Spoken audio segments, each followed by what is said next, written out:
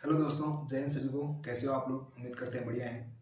तो आज इस वीडियो के अंदर मैं बात करूंगा कि मेरा एसएसबी का मेडिकल कैसे कैसे हुआ, कौन कौन से बॉडी पार्ट चेक हुए और कितने दिन लगे, मुझे रीमेडिकल किस में मिला और उन रीमेडिकल मिलने के बाद क्या रिजल्ट रहा उसका। ठीक है, तो छोटी सी रिक्वेस्ट है कि वीडियो को एंड तक देखें, बीच में स्किप ना करें, क्योंकि अगर आप चाहे एसएसबी का मेडिकल देने जा रहे हो या किसी भी अदर फोर्सेज जैसे चाहे जैसे एसएससीजीडी हो, आर्मी हो, सीआईएसएफ हो, सीआरपीएफ हो, बीएसएफ हो, किसी को भी मेडिकल देने जा रहे हैं तो ये वीडियो आपके लिए ज़रूर हेल्पफुल होगा। इस वीडियो में आपको कुछ ना कुछ ज़रूर नई बातें सीखने को मिलेंगी, ठीक है ना। तो एंड तक ज़रूर देखें, स्किप ना करें, ठीक है।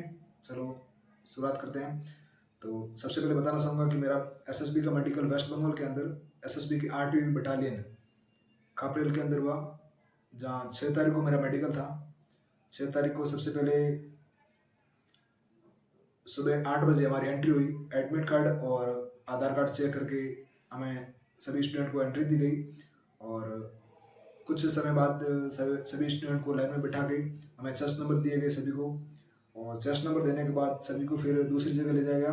वहाँ ले जाने के बाद सभी को बिठा के एक रूम के अंदर हमारा फिंगरप्रिंट हुआ। फिंगरप्रिंट के टाइम हमारा सीबीटी के टाइम में जो लगा था एडमिट कार्ड, उसके वो लगा था, है ना। क्योंकि अगर किसी के पास एडमिट कार्ड नहीं होते तो वो रोल नंबर से भी फोटो वोटो हुआ है फ़ोन में, तो रोल नंबर से भी उनका काम हो गया। और फिर सभी का ये फिंगरप्रिंट का हुआ। फिर दूसरी जगह हमें बिठाया गया और फिर वो 6 तारीख को हमारा सभी स्टूडेंट को हमें एसएसबी की बस के अंदर बैठाकर एसएसबी के स्टाफ के साथ हमें एक प्राइवेट हॉस्पिटल के अंदर लेके गए। वहाँ हमारा सबसे पहले यूरिन टेस्ट हुआ और फिर ब्लड टेस्ट और एक्सरे हुआ। तब तक शाम के लगभग तकरीबन 5 बज गए थे। तो वहाँ वेस्ट बंगाल के अंदर लगभग शाम होने जा रही थी, शाम हो गई थी, लगभग थोड़ा अंधेरा पड़ गया था। तो फिर वहाँ से हमें वापस सेंटर के पास लाके उतार दिया और फिर अगले दिन 7 तारीख की सुबह 7 बजे एंट्री स्टार्ट हो गई थी। फिर उसी वही चेस्ट नंबर दिए गए हमें और फिर दोबारा हमारा फिंगरप्रिंट हुआ और सभी बच्चों को एक साथ बैठा के हमारा डिटेल मेडिकल हुआ, फुल बॉडी चेकअप हुआ, है ना। और फिर बैठा के हमारे 3 बोर्ड बने थे अंदर, ए बी और सी, जिसमें से उस दिन लगभग 60 बंदों को बुलाया गया था, लेकिन 57 जो थे वो अराउंड 57 के अराउंड प्रेजेंट थे, ठीक है। जिसमें हमारे 3 ग्रुप बने थे, 18-19 बच्चों का, जिसमें से मेरा सी बोर्ड के अंदर नाम आया। और वहाँ नाम आने के बाद हमारे 18-19 बंदों का वहाँ ग्रुप बना। फिर हमें एक रूम के अंदर बुलाया गया। वहाँ अंदर बुलाने के बाद सबसे पहले मेरा बीपी चेक हुआ। बीपी चेक होने के बाद डिस्टेंस विजन और फिर कलर विजन और फिर हमारा वेट चेक किया। वेट है वो आपकी हाइट और एज के अनुसार चेक हो रहा था, जिसमें से थोड़ा बहुत अगर ऊपर नीचे हो रहा था तो कर रहे थे ओके, लेकिन अगर किसी का ज़्यादा ही और था या फिर किसी का बिल्कुल लो था तो उन्हें पॉइंट भी दे रहे थे, ठीक है। और वेट के बाद नॉकनी चेक हुआ। नॉकनी में भी लेटा के चेक किया था। नॉकनी एक इतना सा लकड़ी का उनके पास कुछ था और एक आइटम था, वो लेटा के ऐसे अच्छे से चेक करे थे, ठीक है। और फिर नॉकनी चेक करने के बाद फ्लैट फुट चेक हुआ और फिर प्राइवेट पार्ट के सभी थे वो चेक हुए, जिसमें से पाइल्स वगैरह या फिर एनल फीसर किसी को हो रही थी तो उन्हें पॉइंट रिमेडिकल के लिए पॉइंट दिया जा रहा था, ठीक है। और फिर हमें वेरिकोज वेंस के लिए थोड़ी देर 5 मिनट जंप कराया। काफ़ी 5 मिनट जंप कराने के बाद वो घुटनों के पीछे जो ये नसें होती है वो चेक कर रहे थे, किसी की भाई बार वगैरह नहीं आ रही थी, नहीं आई हुई है। और फिर हमारे नोज चेक किया, नाक, जिसमें किसी का डीएनएस का पॉइंट बन रहा था, किसी की हड्डी है वो थोड़ी हड्डी के अंदर थोड़ा मांस बढ़ गया था या फिर थोड़ी सी टेढ़ी वेढ़ी, ऐसा कुछ होता है वो डीएनएस में, ठीक है। और फिर हमारा ईयर चेक हुआ। ईयर में किसी के वैक्स थी तो उसको भी रीमेडिकल का पॉइंट दिया।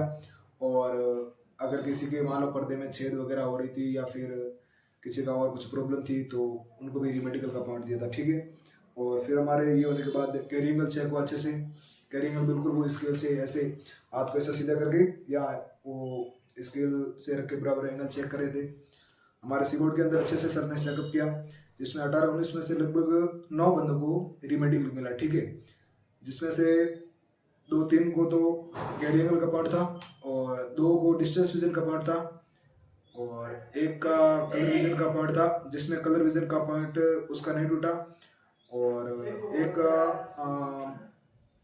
कान के अंदर भी पर्दे के अंदर छेद थे और एक का कान के अंदर वैक्स थी, तो ये कान के दो बंदों का पॉइंट हो गया और 1-2 का बीपी भी था। ऐसे कुल मिला के 9 बंदों को हमें उधर हमारे ग्रुप में 9 बंदों को रिमेडिकल दिया गया, जिसमें 7 तारीख की लगभग 5 बजे वहाँ से फ्री हुए और फ्री होने के बाद हमें छोड़ दिया गया वहाँ से। और फिर जो फिट हुए हमारे ग्रुप में लगभग 9-10 बंदे फिट हुए थे, लगभग 8-9-10 बंदे फिट हुए थे। फिट जो फिट हुए वो घर चले गए और जिनको रिमेडिकल मिला था 9 बंदों को वो वहीं रुके।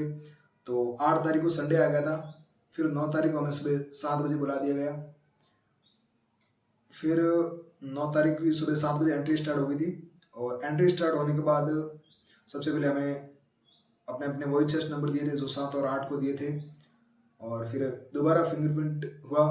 और ये सब चीज़ें होने के बाद वहाँ थोड़ा मतलब एक 5 तारीख को मेडिकल स्टार्ट हुआ था, तो थोड़ा सा शुरुआती दिनों में थोड़ा सा टाइम ज़्यादा लग रहा था सारा काम, क्योंकि अच्छे से सारी चीज़ें वगैरह है, चेस्ट नंबर वगैरह है और भी जो उनका जो भी मतलब सामान रहता है वो अच्छे से सेट करना था। थोड़ा सा शुरुआत में हमारा मेडिकल था तो इसलिए थोड़ा सा हमारे टाइम ज़्यादा लग गया था, ठीक है। और 9 तारीख की हमें थोड़ा लेट हो गया था, हमें फिर 9 तारीख को हमें 8-9 बंदों को और भी जो 5 तारीख वाले भी बंदे हमारे साथ में थे तो उनमें भी जिनको रिमेडिकल मिला था वो भी बंदे हमारे साथ थे। और ये दोनों कैंडिडेट साथ होने के बाद हमें एसएसबी की बस से एक गवर्नमेंट हॉस्पिटल के अंदर लेके गए। वहाँ पे थोड़ा लेट हो गया था तो 2 बजे हॉस्पिटल का स्टाफ निकल गया था, तो फिर 9 तारीख हमारा ऐसे ही वेस्ट हुआ। फिर हमें वापस आ गए, 9 तारीख की डेट ऐसे ही चली गई और 10 तारीख को वापस गए, थोड़ा सा जल्दी गए, इतना सुबह जल्दी भी नहीं गए थे, लेकिन मतलब शुरुआत में बात बता रहा हूँ कि शुरुआत का दिन था तो थोड़ा सा टाइम ज़्यादा लग रहा था।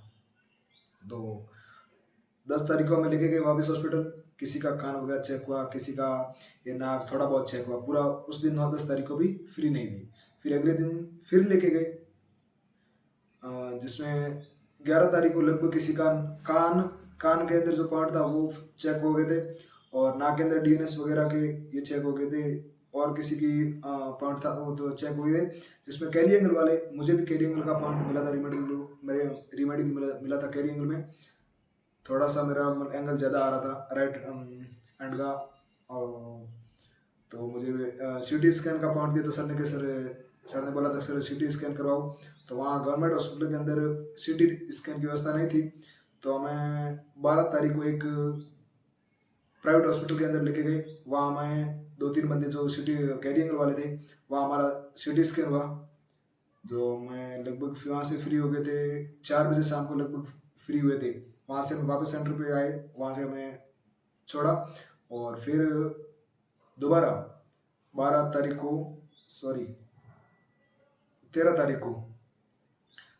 को वापस पता नहीं 12 तारीख को जो हमारा सिटी स्कैन हुआ था वो हो सकता है अच्छे से जांच वगैरह अच्छे से ऐसा नहीं हुआ हो, तो दोबारा हमें 13 तारीख को हमारा सिटी स्कैन दोबारा हुआ, ठीक है। तो शाम तक ये 13 तारीख तक ये रिमेडिकल का प्रोसेस चला। 9 तारीख से, क्योंकि 8 तारीख को संडे था, तो 9 तारीख से हमारा जो मेरा था वो 13 तारीख तक और भी मेरे साथ बंदे थे उनका रिमेडिकल चला और 14 तारीख को हमें रिमेडिकल का ये रिजल्ट सुनाया गया।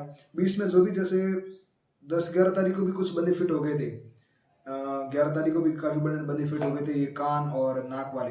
कान के अंदर जिनके पर्दे के एक बंदा था जिनके कान में पर्दे में छेद था तो वो फिट नहीं हुआ, और एक नाक के अंदर डीएनएस वाला उसका नॉर्मल था, मतलब वो बता भी रहा था मुझे जुकाम वगैरह हो गया था सर्दी के मौसम के कारण, तो उस वजह से भी अच्छे से नाक चेक नहीं हुआ था, तो वो फिट हो गया था रिमेडिकल में।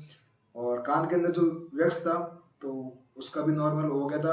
तो अगर आप भी मेडिकल देने जा रहे हो तो विशेषकर नाक के कान जो हम कर सकते हैं वो बिल्कुल अच्छे से करके जाना है ना, अच्छे से नाक कान की अच्छे से सफाई करके जानी है।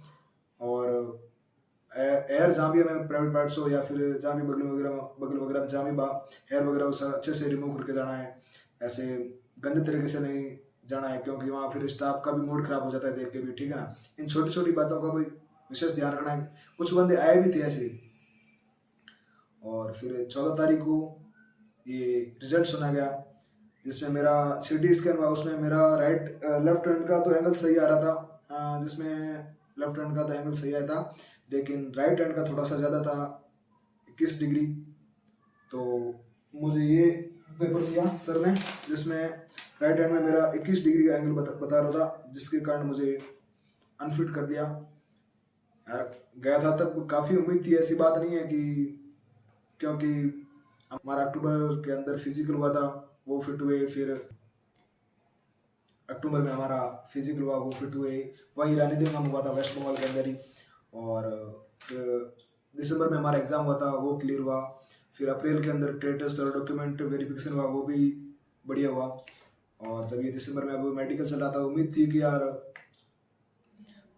फिट हो जाएंगे, और उम्मीद एक अच्छी उम्मीद के साथ गए थे, लेकिन क्या कर सकते हैं, कैरी एंगल का था, कुछ ऐसा नहीं फिट हुए। कोई नहीं, अगली वैकेंसी के अंदर भी ऐसी बात नहीं है कि ये कोई आखिरी ज़िंदगी का आखिरी स्टेज है, और भी आने वाली वैकेंसी के अंदर ट्राई करेंगे। और साथ में ये BSTC का डिप्लोमा भी चल रहा है, वो भी चल ही रहा है। और कुछ बातें मैं जो आपको बताना चाहता हूँ, अगर आप मेडिकल देने जा रहे हो तो विशेषकर कान की सफाई अच्छे से खुद से हमारी नहीं होती है। हम सोचते हैं कैसे हाथ से, मतलब या फिर कुछ ही छोटी से ऐसी चीज से, हम वस्तु से कान से सफाई करते तो हमें लगता है कि यार कान मेरा साफ हो गया, लेकिन असल में ऐसा अच्छे से साफ नहीं होता है। तो आप अच्छे से ENT स्पेशलिस्ट के पास जाएं और अच्छे से कान वगैरह साफ करवा के जाएं, ताकि वहाँ आपको दिक्कत ना हो। अगर आपको रीमेडिकल, बात ये नहीं है कि अगर नॉर्मल होता वैक्स होता है तो रीमेडिकल के अंदर आप फिट हो जाते हो, लेकिन आप रीमेडिकल मिलने के बाद कितने दिन लगेंगे वो कोई फिक्स नहीं है। बहुत परेशानी होती है, वहाँ रहने का खर्चा आता है, खाने पीने का चलो वहाँ का खाना पीना भी अच्छा नहीं है, दाल और चावल, दाल तो पता नहीं कैसी है, मतलब क्या ही नहीं सकते, ठीक है ना, लेकिन खाना पड़ता है, समायोजन करना पड़ता है। लाइफ में कई ऐसे उतार चढ़ाव आते हैं। बिल्कुल ऐसा भी नहीं होता कि जहाँ हर जगह पे हमारे अनुसार ही चीज़ें हमें अवेलेबल हो। तो ये अच्छे से आपको जाओ तब कान की विशेषकर अच्छे से सफाई करवा करके जानी है। ENT स्पेशलिस्ट के पास चले जाइए, वहाँ आपकी अच्छे से कान की सफाई हो जाएगी। और नाक की अच्छे से सफाई करके जाइए। बॉडी पार्ट में जहाँ भी हेयर वगैरह है वो अच्छे से रिमूव करके जाइए, ठीक है ना, अच्छे से। तो ये छोटी छोटी काफ़ी बातें हैं, मेडिकल में जाने से पहले हमें खुद को ध्यान रखनी चाहिए, ठीक है दोस्तों। जो ये मेरा SSB का मेडिकल था, ये मेरा जो भी एक्सपीरियंस था वो मैंने आपके साथ शेयर किया। और कैसा लगा वो वीडियो आप कमेंट बॉक्स के अंदर ज़रूर बताएं। और आपका भी कोई भी डाउट है मेडिकल के रिलेटेड तो आप मुझे कमेंट बॉक्स में बता सकते हैं, मैं आपका जहाँ तक रिप्लाई देने की पूरी कोशिश करूँगा। आपने एंड तक वीडियो देखा, इसके लिए बहुत बहुत आपका धन्यवाद। और इस वीडियो को आप अपने उन फ्रेंड के साथ ज़रूर शेयर करें जो SSGD, आर्मी, एयरफोर्स या किसी भी फोर्स की, CSF, CRPF, BSF, SSB किसी भी फोर्स की तैयारी करें, तो उन फ्रेंड के साथ ज़रूर शेयर करें, उनके लिए ये वीडियो ज़रूर हेल्प होगा। ठीक है दोस्तों, धन्यवाद, जय हिंद।